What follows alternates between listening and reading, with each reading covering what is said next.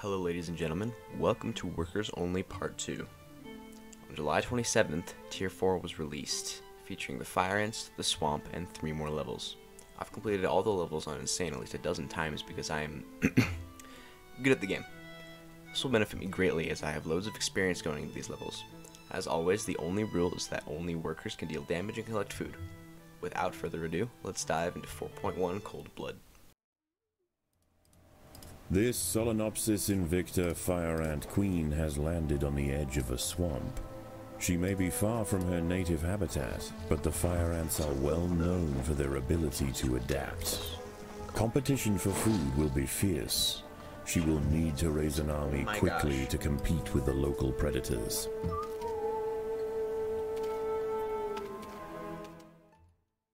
Welcome to 4.1 Cold Blood. In this level we are meant to slay a massive bullfrog. Our primary source of food are aphids. Aphids can be moved around the map and rescued from islands. The little black ants and big-headed ants start out with 2 aphid plants and will fight the fire ants for them. There are 3 rescuable aphid groups on islands. Right off the bat I start making workers. I can't find much of anything, but workers collect lots, so I go around the swamp stealing all the aphids and being careful not to anger the big-headed ants. Aphid collection goes great, and I have all the easily accessible aphids before sundown. During the night, narrow-mouthed toads will burrow into the nest. Workers aren't particularly good against these, as the toads deal damage to anything that attacks them. They also have an execute that heals them, and an area execute that also heals them, as well as loads of health. Workers with their shrimpy damage output and low health are vulnerable, as many of them are needed to kill the toad, and they will actually die to the damage reflection. Normally damage reflection is not an issue, as soldiers have enough health to usually never die to it. The single toad that burrows in takes about as long to kill as the average bullfrog, surviving until even after morning. This single toad took so long to kill, it ended up draining 200 food points from respawns. That is 100 dead workers. Something will need to change if I'm going to survive. It's so close. No.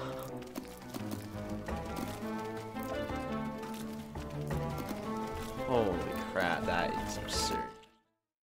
I expand my nest and collect some more food. Shortly after, I decided my neighbors needed to be evicted. After knocking on their door, they got upset and launched an attack on my nest. But in the chaos, I stole the last of their aphids. It took a rest to build up my forces, but before I knew it, night had approached. 2 toads entered my nest that night, but my worker count had almost tripled since the previous night. They were taken apart very fast.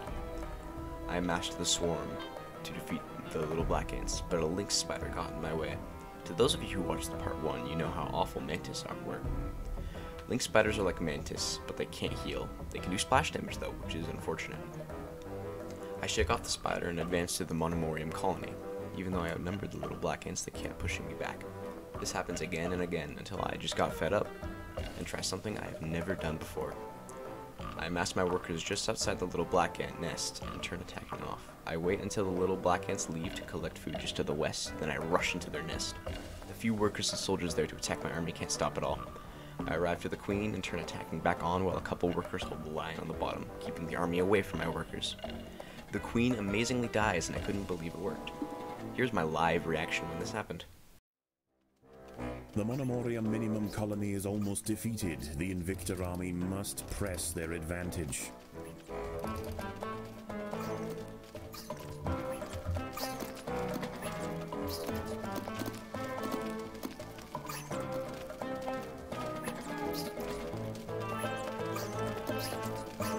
Is this gonna work?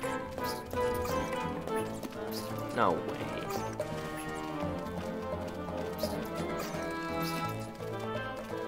Oh my gosh, this is gonna work.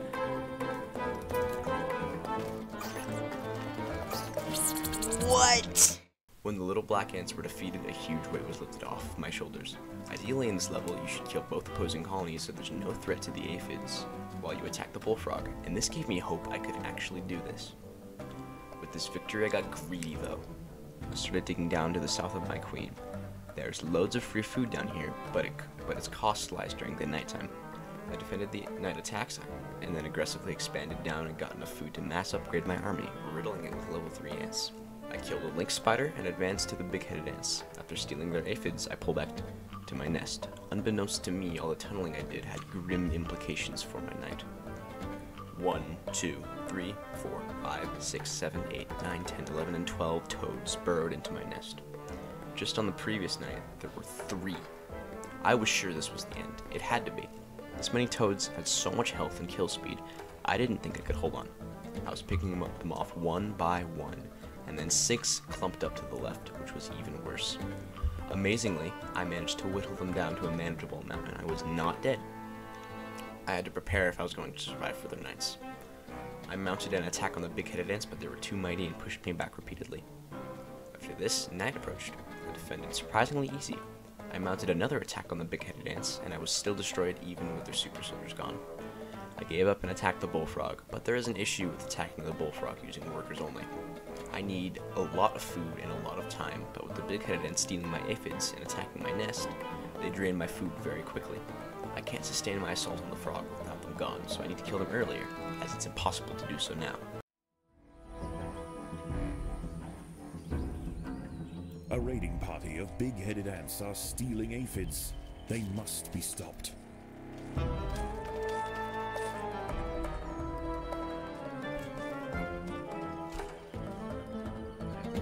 I swallowed the lump in my throat and restarted the level.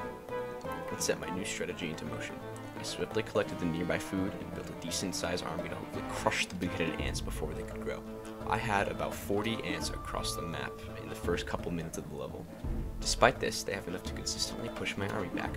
I try a faster approach that leaves me with about half the army but causes me to arrive much sooner in about the first minute. And this still fails. After much trial and error, I can't find a way to kill them, and I'm led to the conclusion that the Fatal A is impossible to kill with workers only. Assassinating their queen is out of the question. They keep too many soldiers inside it, and their tunnels are very thin. I can't squeeze by. Through all my error, I calmed myself and tried again. This time, I would store maybe 3,000 food so that I had enough to kill the bullfrog without aphid support. This run was incredibly lucky. The big-headed ants attacked on the 4th day for the first time when usually they attack on the 3rd. After they attacked once, they left me alone forever, not even bothering to mess with me. All they wanted was their super soldiers, I guess? On top of this, I managed to find the perfect opportunity to assassinate the little black ant queen after failing several times. This felt like the attempt. I climbed atop the bullfrog's throne and began my assault. I've gotten incredibly lucky with the big-headed ant's aggression, and they still left me alone. Soon, I emerged triumphant over the strongest creature the Undergrowth has to offer, with workers only. The level isn't over yet, though. I need to defend my nest from the largest amphibian attack the game has to offer. After an unsure defense, I came out victorious. This level tested my patience, but in the end, I was overjoyed and persisted on medium and didn't give in to easy mode. As the anarchy above ground settles and with the invaders crushed, a new order is established. This is now the domain of the fire ant.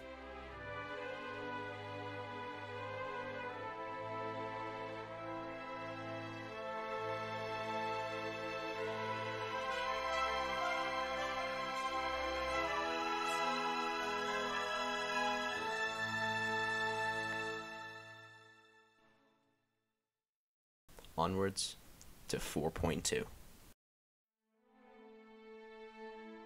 This fire ant queen has traveled for miles on her nuptial flight, finally landing atop a sandy mound deep in the swamp. The vantage point might seem like an ideal home, but it may be short-lived. This whole area is liable to flooding, and nearby rainfall is already causing the groundwater to rise. Exhausted and without her wings, the queen is unable to move on alone. But if she can amass enough daughters in time, the colony as a whole may stand a chance.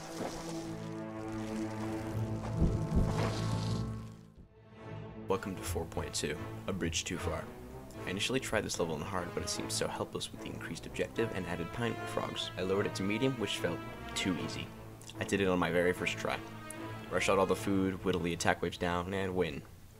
Workers are more cost efficient for the objective, so it doesn't take long at all. This may have been possible on hard by abusing the mini woodworm on the shore of day 1, but I wasn't going to try today. What a letdown. Don't worry though, I'll be relooking into all the levels in the future, trying them on a higher difficulty. Welcome to the 4th Formicarium Challenge. Spoiler warning, the following scenes have spoilers for the 4th Formicarium Challenge. With that dealt with, here's the challenge. I collected my bounties hordes and made all the workers I could. I surprisingly ran out of territory points, so I decided to try the challenge. I failed on the first hybrid due to running out of time. I decided to speedrun frontline really quick, and for the first time in my entire life, I chose the territory option. I built up to almost maximum workers, and destroyed the Hermit Scorpion. The twins were easy due to the lowered health, and workers being cheap to replace. The Dragantula, though, was by far the easiest fight of my life. My workers had plus 90 speed, being level 3 and having many points in speed. Dodging the attacks was so easy. After it falls, I've confirmed the answer to the following question. Is it possible to complete Tier 4 of Empires of the Undergrowth with workers only? Yes. I had loads of fun with this challenge. The new content has been a blast, and workers only added a second layer of fun to it. I'm sorry it wasn't as long as the last one, but 3 levels is less than 9. Hey, thank you for sticking around to the end of the video. Since you're here, go ahead and join Slug Disco Discord server, where we all speak about empires, and I'll be there as well. Also, make sure to subscribe. I wish you all a fantastic rest of your day.